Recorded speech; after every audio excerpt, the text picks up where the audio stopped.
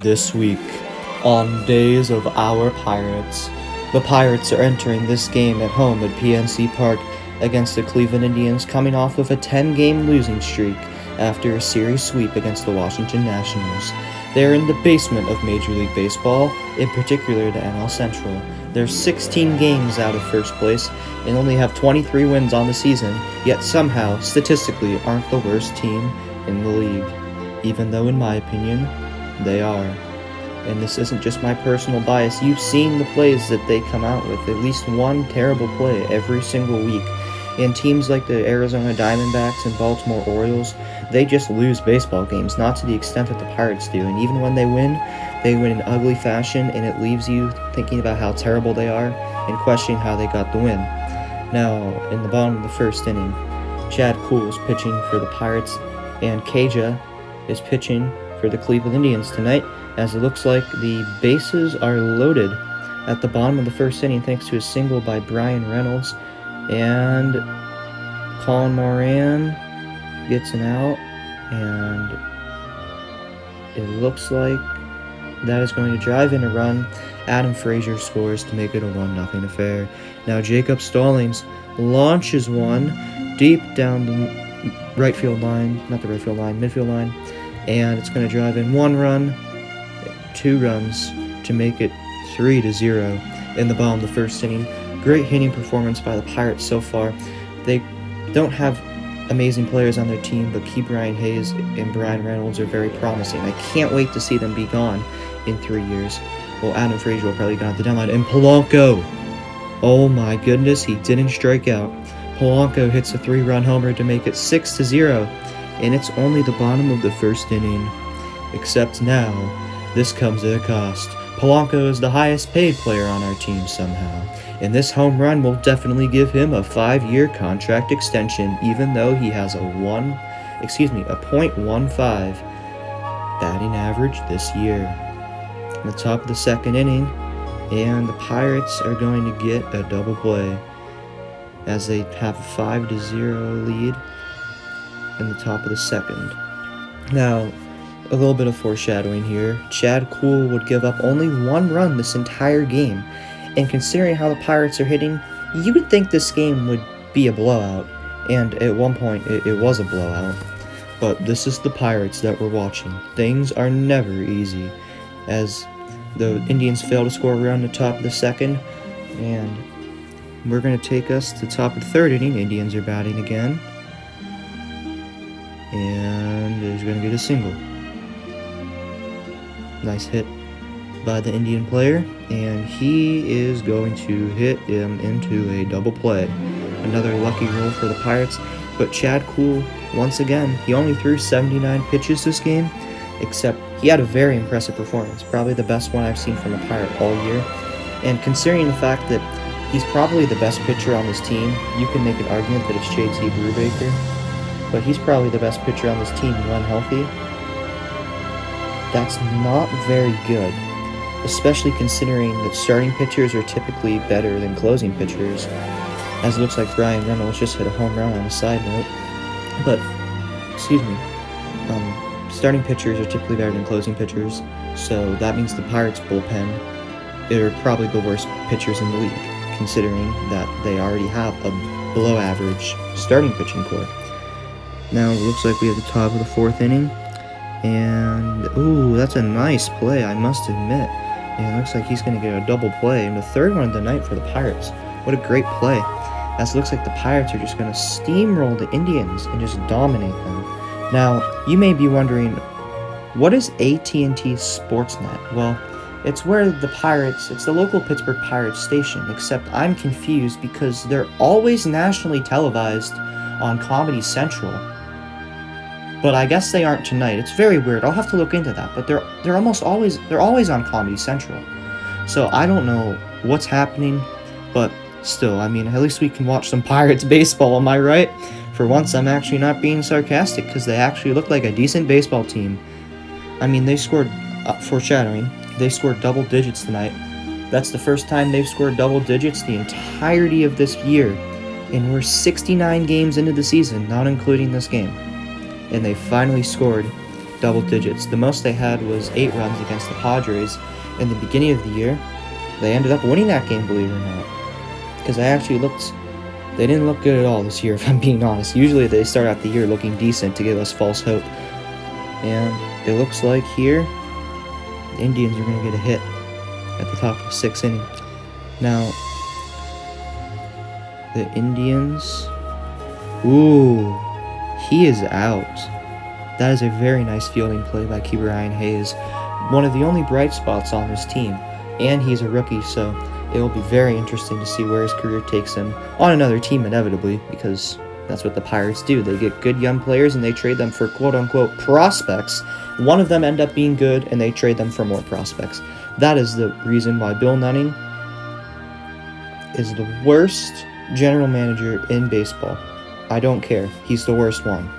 And, ooh, that is going to... Oh, what an amazing catch by the Cleveland Indians. That might be a momentum shifter right there. That is an amazing catch.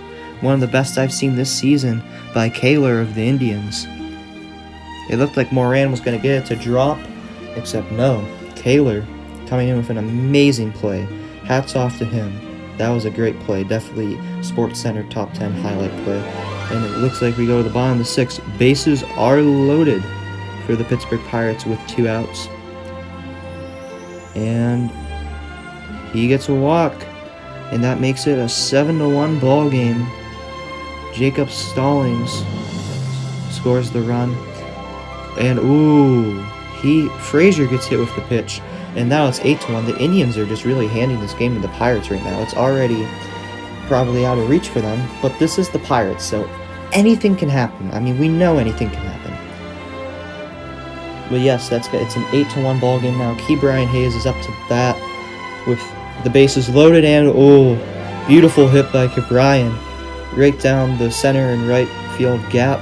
He's going to drive in all 3 runs, and it's 11-1. The Pirates are up by 10 for the first time since I can remember. I mean, it has to be a very long time. And this game, according to the Pirates announcers, is over. I mean, they said that they highly doubt this should be the nail in the coffin, this hit right here, and you would agree, but this is Pittsburgh Pirates baseball. We always try to give our fans a heart attack and make things special. Bottom of the 7th inning, and that is a hit. That's a single, and that's going to drive in a run. Maybe it's going to drive in 2 runs, and it's 3-11, but still, the Pirates have control of this game. Notice how Chad Kuhl isn't pitching, and it is gone. It's a grand slam, and it's 11-7, only a 4-run ball game, and this is why the Pirates are just so terrible. They're hitting, actually, most of the time. Sometimes they go on very cold streaks, but most of the time, their hitting is decent. I don't know how, considering they only have 3 good hitters on their team, but their hitting's actually decent as a team, but it's the pitching. I mean, the starting core is below average, which means the bullpen just must be even worse. I mean, ooh, he walks him to get on base. And that, look, Jose Ramirez just gets nailed in the leg. I hope he's okay. Ooh, I mean, I hurt watching that play. But Ramirez is thankfully able to walk off. He'll have a pinch runner on. And Kyle Crick is going to continue to pitch this inning. And that's a single, my bad. In this clip, they pulled Kyle Crick at this point. And, oh, he loses the ball. There's the annual Pittsburgh Pirates blunder. And now it's an 11-10 ball game. This game is not over thanks to this just simply incredible drama that is Days of Our Pirates. As he gets the single, right? Definitely going to drive in 1 run, most likely 2. There's a 90% chance it would drive in 2. Except look at this special play. Brian Reynolds didn't even make a good throw, and just our luck, it bounces off of the Indians player, not necessarily 100% our fault. And he runs, it goes in the bullpen, he runs and gets it, and it's a strike! And the Pirates have won this game 11-10. The bases weren't loaded. They had a man on 3rd and 2nd with 2 outs, and Rodriguez is able to get the out. Now, the Pirates' losing streak is over, and hopefully they can get on a winning streak. They may or may not. As the time of recording this, they are beating the Indians 6-3 in the top of the 9th inning. They're actually winning a baseball game 2 in a row. I know this might be the first time in at least 3 weeks that they will hopefully win 2 baseball games in a row. Now, what is my takeaway from this game? Well, my takeaway is that the Pirates never can close out a baseball game. I mean, they won this game, and at the end of the day, you have to be happy about that. But even when they win, they just win in such an ugly fashion, remind you of just how terrible they are as they win. Even if for the first half of the game, they look like they're playing amazing, the second half of the game, they remind you that they're one of the worst teams in baseball. In my opinion, the worst team in baseball, even though record-wise, they're not somehow the worst team in baseball. And they just can never close out a game. I mean, they just, when any sort of confidence that you have in this team whenever they win is usually just stomped on, splundered, and drop-kicked, because I have no confidence in this team, especially after watching them. They had a 10-run lead, and they only won the baseball game by 1 run, thanks to their just, incredible bullpen. Their incredible bullpen. And their starting pitching usually is bad, but it was actually great tonight by Chad Kuhl. Hats off to him. But the Pirates can just never seem to win a baseball game without giving me a heart attack. And any sort of optimism that I have, even just for them winning a baseball game and being happy and getting up and dancing and raising the Jolly Roger and the Pirate Parrot twerking, all of those just simply amazing sights. I don't think about that whenever they win, because usually they win in such ugly fashion and they just escape with a win whenever they have full momentum and full grasp of the game for a solid 6 to 7 innings, and then give up 9 runs and only win the game by 1. I mean, they can just never win and make you feel good about it and be happy. Like, they win, except you're like, okay, I mean, I guess they won, but there's always a but. There's never just, this team won, they played solid, and the game's over. The game's over, they won, and overall they had a good performance. You hardly ever see that with this Pirates team. And just like the Pirates giving me a heart attack and making me realize how terrible of an organization they are, even when they win baseball games, and hopefully not go on a winning streak towards that before the All-Star break begins, to give us fake optimism and let the management stay and think that we're just one step away from the playoffs. So are the days of our Pirates.